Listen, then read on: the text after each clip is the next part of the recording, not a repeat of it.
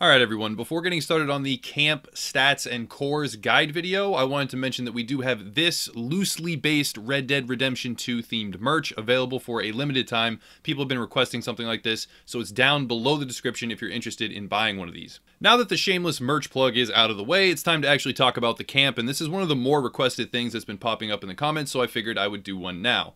Basically, I'll walk through all the different sections of the camp. I'll talk about the ledger, I'll talk about upgrading, which specific upgrades are the best and why, and then I'll move on also to talk about various stats, perks, and the core system, the skill system, because just the camp is not enough to justify an entire like 10+ minute video. After a certain point in the game's main story quest campaign, you will end up unlocking this book called the Ledger. Now basically what you do is you deposit funds into the camp, or you can buy ledger upgrades directly from your own wallet, but that's beside the point. You invest into your camp and you upgrade the various stalls, and it'll keep track of what you do, etc. So you have a medicine cart, you have a provisions cart, you have an ammo cart, etc. And each time you upgrade these for a relatively low cost, at least early on, you're going to get more resources and they're better actual consumables. So this is a place that you can go and restock various things, and pound for pound, I did a little bit of a cost-benefit analysis here. This is far cheaper than actually buying individually all of these consumables out at other shops in the world, and then also it's a lot faster to restock here across the board for ammo, provisions, medicine, everything you can think of. A lot faster to do it here than to rely on looting or finding them yourself. The most useful upgrade among all of the different, stock carts, in my eyes at least, is the ammunition and arms workstation, because there, when you get up to the higher tiered upgrades, you have fire bottles and high velocity repeater ammo. High velocity ammo is extremely powerful, and you get a very decently sized stock of it just from these upgrades. So again, cost benefit analysis, it's much better to have these upgrades and restock at your camp than it is to do it out elsewhere in the world. This is the medical cart right here, and you can see a large stock because I have fully upgraded it, and there are things like potent miracle tonics and a lot of the really top tier level consumables. So just keep in mind that if you ever run out, or if you need them for a specific mission or something like that, even though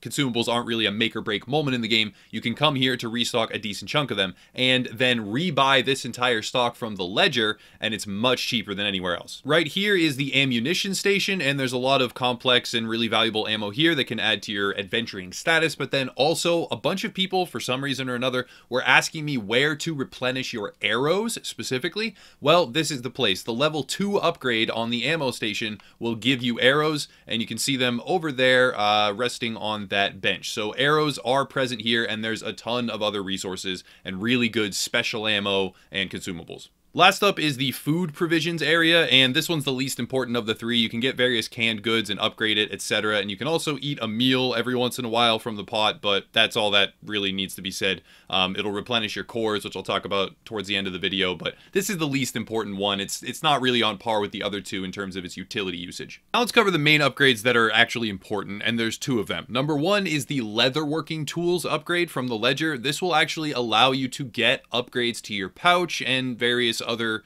craftable upgrades to your gear from the butcher. This is important in a sense. It's not going to make or break the story by any stretch, but this will allow you to carry more of certain materials based on your preference. It will unlock a whole bunch of customization options, and the leatherworking tools are accessible very early on and very cheap. So I highly recommend purchasing leatherworking tools as one of your first things, and then checking out the butcher and seeing what his stock is and what you can do there. After that, the next most important one is Arthur's own tent and his living quarters, because there you can do a lot of things. Number one, you can actually shave your beard, which is pretty cool for keeping the law off your track. People will treat you differently if you are clean shaven. The second thing that you can do is change your clothes at the wardrobe at the foot of your bed. I'm on a quest right now, so you can't actually see the option to do it. But it is there. You can change your clothes, your hat, your coat, everything else, and make sure that you're harder to recognize, or, more clean cut for when you're going into the city, things like that. And then the final and most important thing is that the last upgrade to Arthur's quarters will give you access to a map, which will then let you like visit previous locations that you've been to. So up until that point, there's very little fast travel in the game, and some people may say that you shouldn't be fast traveling at all. I totally get that. There's a beautiful world around you. You can ride everywhere if you want to. I'm not saying that you shouldn't, but it is convenient to have that option available to you if you get stuck in a rough spot, to be able to fast travel from more places than you're currently able to with just the railroads and just the stagecoaches. So if you unlock Arthur's Tent, you get access to a map that allows you to visit previous locations, and that's a really good quality of life improvement, especially for really long traversable distance quests and things like that. So personal preference, but that's one that can help you a lot and have a great deal of utility.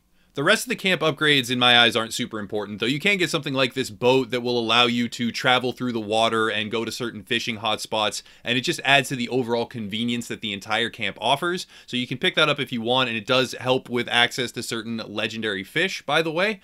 But it's not super, core to anything else. It's just upgrade it when you can. All in all, every single upgrade in the camp will be purchasable if you have about $1,500, which is the equivalent of 3 gold bars. So you can unlock all of these things very early on. In fact, you can just go to like one of the secret locations, get 3 gold bars, and then boom, you have every camp upgrade. Now, another question that I've been getting frequently on all of my other videos is where people should store pelts in order to craft, because the horse has limited inventory space and you can't really keep everything on its back. Well, the answer is the camp. He's not here right now, but there's an NPC that stands right behind this table at the Butcher's Cleaver icon. You can actually give your pelts and your carcasses to him, and he will hold on to them for you, as many as you want, until you are ready to craft. And then when you're ready to craft, you go to him. He's got all the resources in the stock ready to go. You can craft whatever you want and take it home, so you're not having to get all of the resources for any given upgrade in one single trip.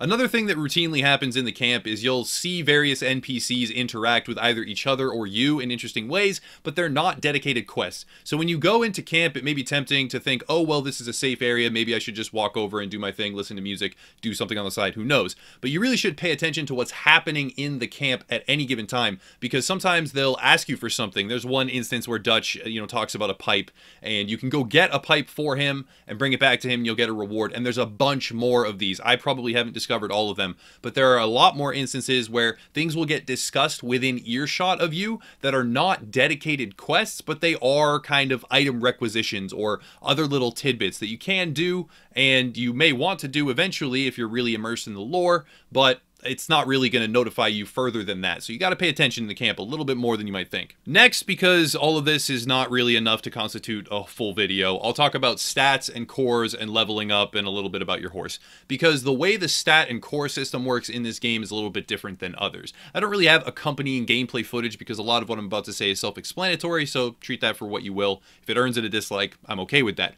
So basically what you have are outside bars, outside circles, and then your stat core. And your stat core is like the last barrier before you're at a severe deficit in any one category, whether it be sprinting ability and endurance, or health and regeneration, or even Deadeye and the recharge rate on that. As you're doing various things like getting shot or running or using your Deadeye ability, you'll drain the outside bar first, and then when the outside bar is fully gone, you'll start to drain from your core. When your core goes down, that depletes the rate at which the outside bar recharges. So if you have a very low or empty core in, let's say, energy or stamina, then you won't be able to sprint nearly as often or for nearly as long, and it will regenerate far, far slower. However, if you have a full core, that outside bar will regenerate much quicker. The next thing that's pretty obvious, so it may not even be worth mentioning, but I'll do it anyway, is that as you use any given stat, it will level up, and that will increase the size of the outside bar. And then you also have things like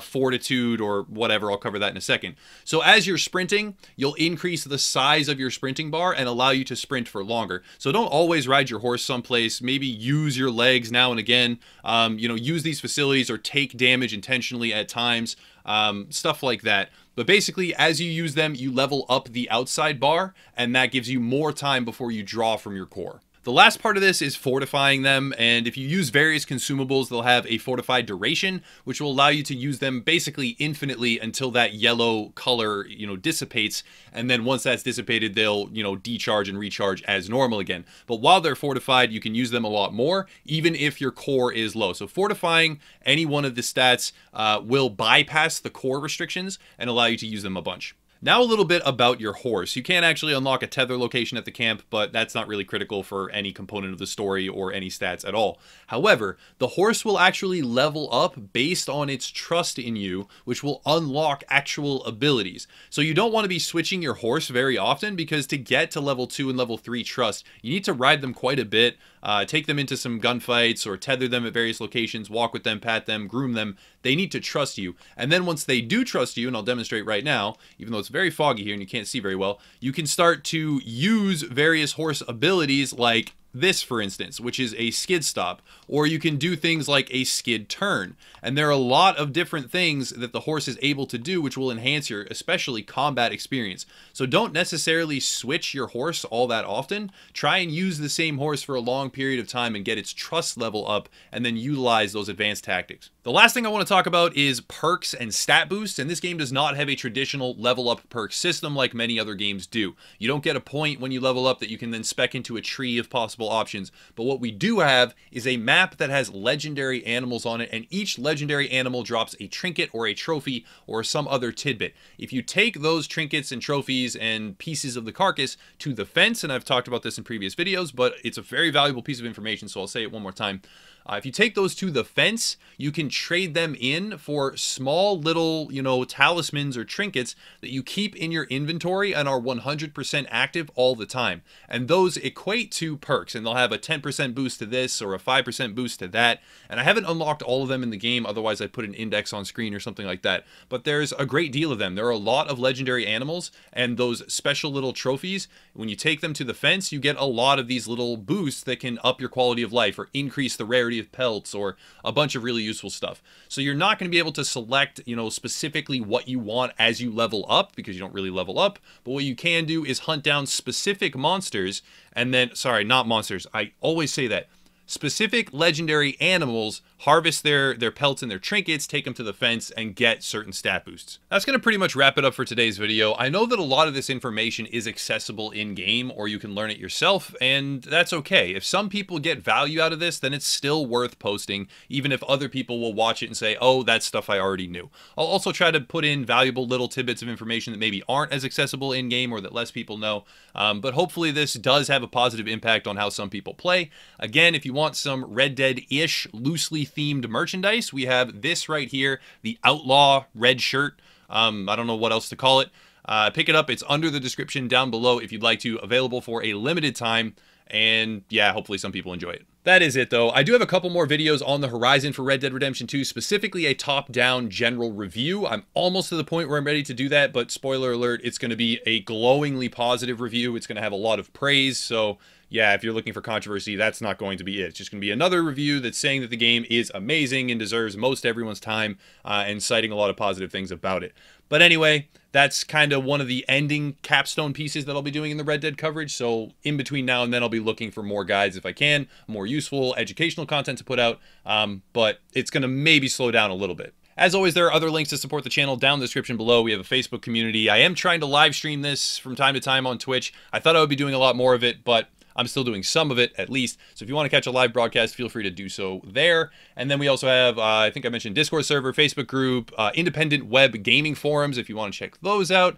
And yeah, I'll stop rambling. Thank you for watching. And as always, have a nice night.